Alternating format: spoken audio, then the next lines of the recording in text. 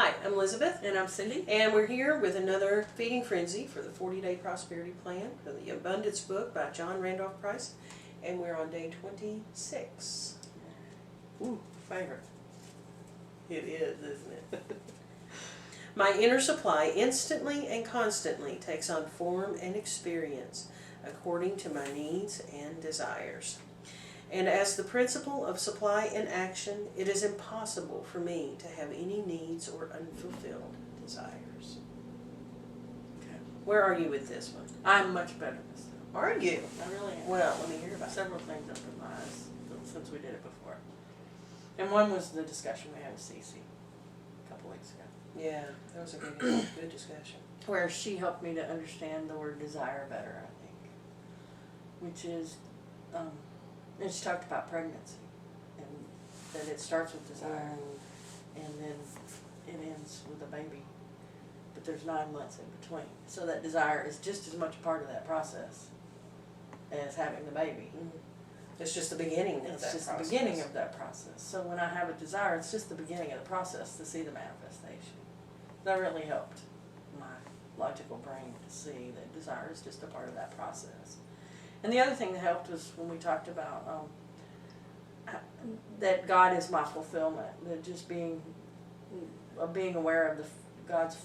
I forget how it says it in one of the later ones, but that God fulfills everything. He's all I need, and so I've sort of paid attention to that since then. And every time I feel a desire or a need that's unfulfilled, or that I perceive as unfulfilled, I remember that God is all I need.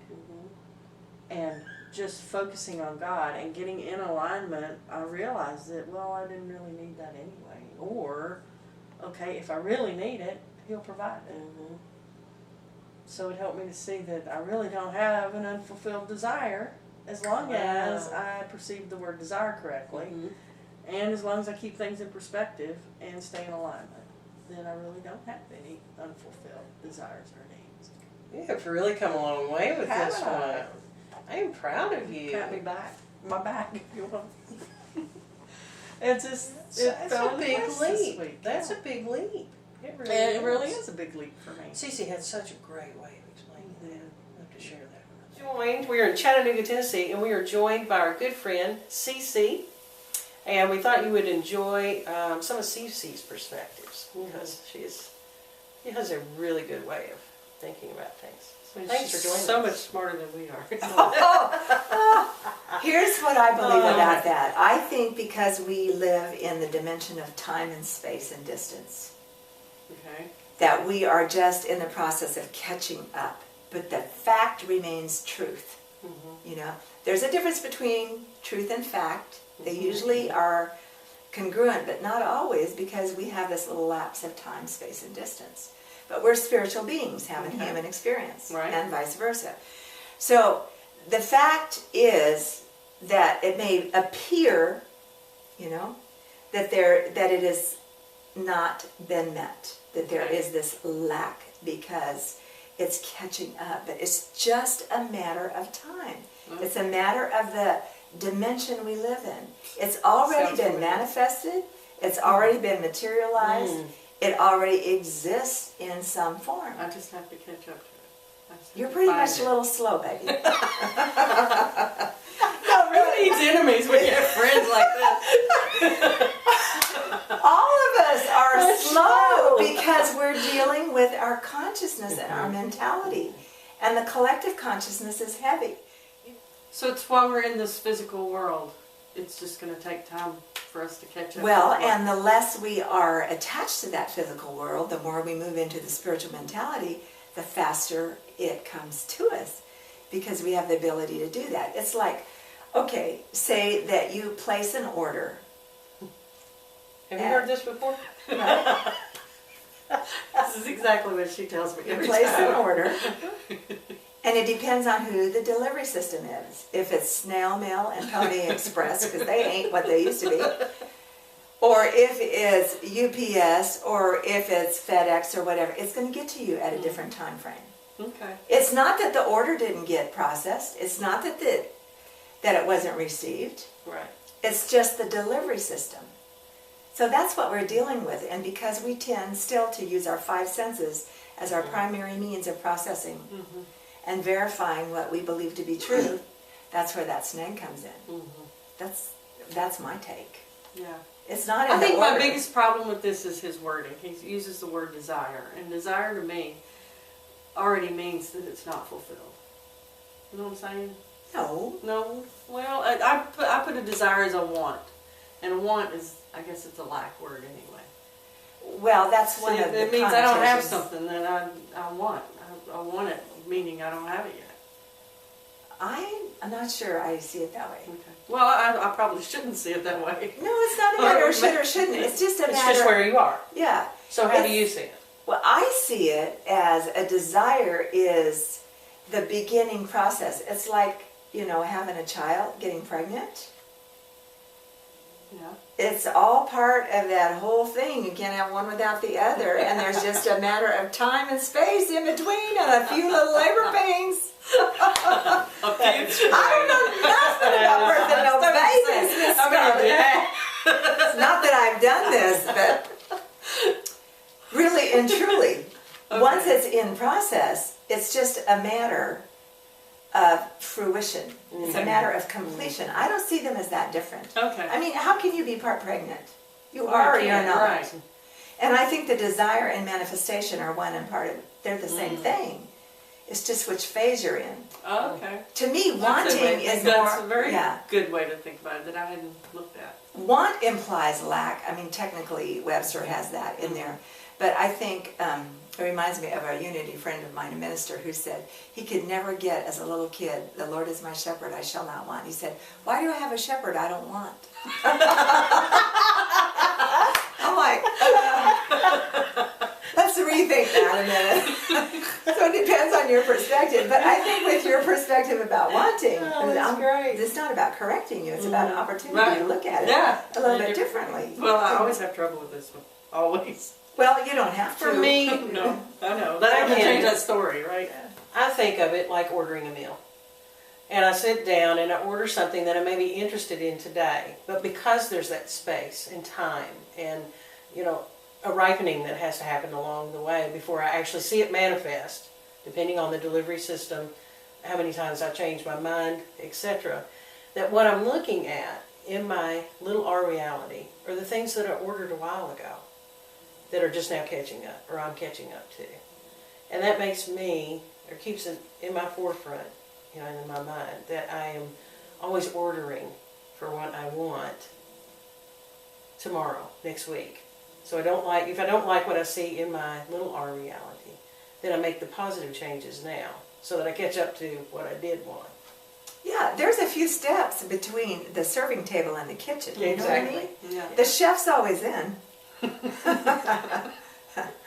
And the stove's always fired up and the ingredients are always there. But sometimes the server doesn't, has a problem. They're in the weeds. I don't know if y'all have ever waitressed or whatever, but there's an appreciation for that. When you get slammed with something, and because we're all one, here's another part of this. Because we're all one and we're all connected, when we put in a desire, we tend to think it's all about us. But it's That's not. to off it together. And sometimes it's not that the chef didn't get the order. It's not that the ingredients weren't there. It's not that they don't want to serve you, that the restaurant is defective in some way. Sometimes the server is having a challenge getting it to you. And so we tend to think, oh man, I must have done something wrong. Or I'm missing something. And it may have nothing to do with that. So I think it's part of seeing yourself as really connected to the allness Good and point. the oneness. And then knowing that we're all a part of that whole delivery system. Right. So, to me, I like to see desire as fire. Okay, I'll look at Desire it that is way. the passion, the fire, the yearning. Okay. It's not the lack; it's the intensity with which you crave or you have a hunger for something. Oh, that's Since we're in this analogy of food, Yeah. did we just eat? We did. I need a snack. already. Because that was a great way to look at that, Because how many times do we throw that out there? You can't be just a little pregnant. Yeah, you're either pregnant or you're not. And once you've had that desire, you're pregnant. once you have that desire, you are pregnant with that idea. Right. So, since that desire is part of the fulfillment, then the moment the desire hits us, it is already in the process of the fulfillment. Right. And I think that looking at that like a pregnancy, you're right, that just, it changes things a lot. Right. All right, so let's switch it. Okay.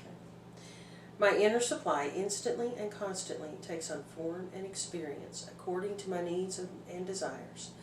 And as love in action, it is impossible for me to have any needs or unfulfilled desires.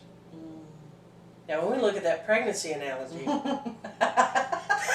if I didn't love in action, I don't know what is. That's true. I wouldn't think it there, but for me, it did show me that it really is all about love. Like you said in an earlier video, the Beatles really had it. They All you did. need They is were love. geniuses, weren't they? And this love in action really makes it for me. I don't know that I'm going to be able to think of that statement and not think of pregnancy anymore. Love in action.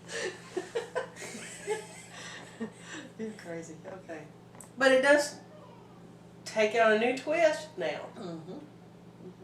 Yeah, I see the word desire in a whole different way. Mm-hmm. Not just from Cece, but just from the things that have happened this week. And we had a really rough weekend, but I found a peace I didn't know I had. Because I realized that, okay, it's just one step in front of the other, knowing that God's got this regardless of what happens. That the outcome is already assured. The outcome is already assured. And another thing, we have that calendar that sits in there in the bathroom, and one of the things it said was that, everything always works out for the best. And if it's not there yet, then it's just not there yet. Mm-hmm. Because that just means you're still in the middle of it. Right. You're still in the process. Right. So I feel a lot better about that one now. All right, let's switch this once more and see if it changes at all. My inner supply instantly and constantly takes on form and experience according to my needs and desires. And as the Cindy in action, it is impossible for me to have any needs or unfulfilled desires.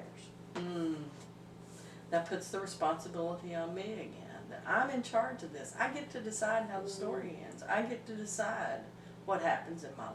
And if I don't like what's going on, I change that. Well, for me, it keeps it in-house. Yeah. And there is no lapse of time if it stays in-house. Right.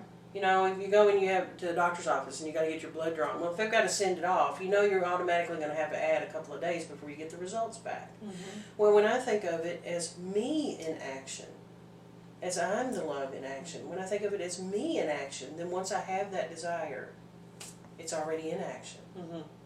Yeah. It's already on its way to being fulfilled. Right.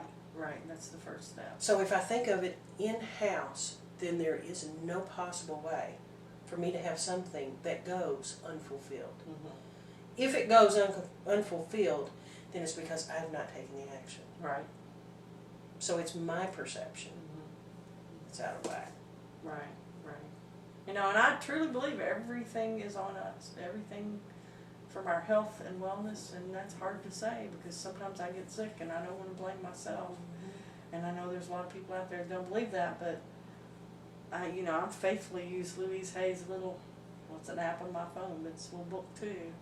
It tells me when I have a health problem, I can usually pinpoint the inner cause of that health problem. And then you can start to reverse it. Mm-hmm. Well, just the awareness helps. And then when I move that to understanding and knowing, just like this little cough I've got, there's something that I'm not saying that I need to say. I believe that. And once I figure out what that is that I need to say, whether it's on video or not, then this cough will go away. So hurry up and say it. Spit it out. You're already pregnant with it. You gonna wait 9 months? No. That's good stuff. Very good stuff. Three.